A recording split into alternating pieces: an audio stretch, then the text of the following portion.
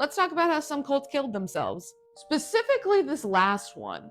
Of course, most of us know about Jonestown or the People's Temple, in which 900 people legitimately drank the Kool-Aid, some voluntarily, while others who resisted ended up getting shot rather than drinking the Kool-Aid, as the reason the Kool-Aid was even a thing was because it contained cyanide. Which, if you don't know how cyanide poisons you, it basically stops your cells from being able to use oxygen, thus increasing the amount of lactic acid in your cells while decreasing the amount of oxygen in your cells, ultimately causing your cells to die.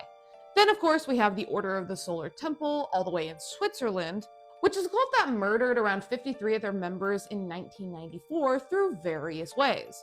That being via asphyxiation from plastic bags, fire, and even firearms. All of these which took part after the victims were incapacitated through things like sedatives and tranquilizers. However, with Jonestown and the Order of the Solar Temple, both of which had situations in which not all members voluntarily took part in their own death.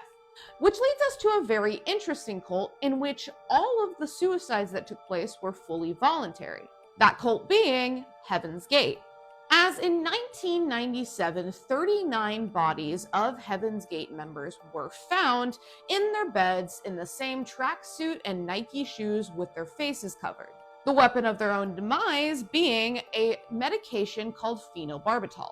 Now you see, phenobarbital on its own is a medication that is utilized in a lot of different ways, specifically when it comes to treating epilepsy for both humans and animals, those being like dogs and cats. However, when mixed with alcohol, it becomes a deadly combination, as both phenobarbital and alcohol will attach themselves once consumed to receptors called GABA receptors in your brain. And once the phenobarbital and alcohol are both binded to these GABA receptors, what they do is they inhibit your brain and central nervous system, which causes the person to experience exhaustion, respiratory depression, and ultimately go into a coma-like state.